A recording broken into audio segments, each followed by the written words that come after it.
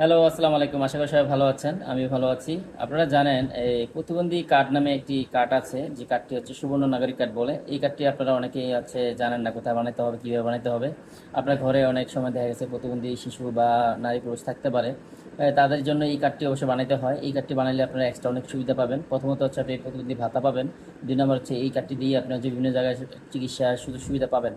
সুতরাং এই কার্ডটি বানাতে গেলে আপনাদেরকে অনেক জায়গায় যেতে হয়, ইউনিয়ন পরিষদ এবং হচ্ছে যে স্বাস্থ্য উপজেলা স্বাস্থ্য কমপ্লেক্স এবং সমাজ কল্যাণ অধিদপ্তর, এগুলো দৌড়াইতে হয় এবং কি বিভিন্ন লোক ধরতে হয়, তো টাকা পয়সা অনেক যায়।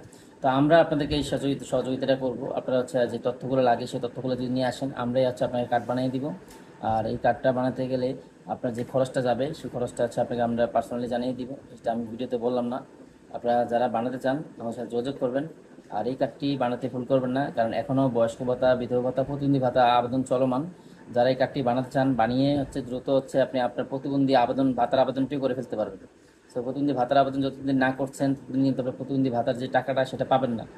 আর সবচেয়ে বেশি কিন্তু প্রতিবন্ধী ভাতাটাই হচ্ছে আসে, টাকা বেশি আসে। আর সবচেয়ে কম আসে হচ্ছে বয়স্ক ভাতা, বিধবা ভাতা। সো আপনার ঘরে যদি থাকে এরকম কেউ, অবশ্যই আপনারা এই কার্ডটি বানিয়ে ফেলেন এই সুযোগে। আমাদের মাধ্যমে বানানোর সুযোগটা কিন্তু খুব বেশিক্ষণ থাকবে না। আমরা সবসময় বানাতে পারবো না, যেহেতু এখন সুযোগ আসছে বানানো যাবে।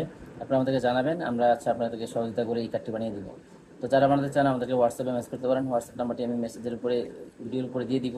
তো সবাইকে আল্লাহ হাফেজ, ধন্যবাদ।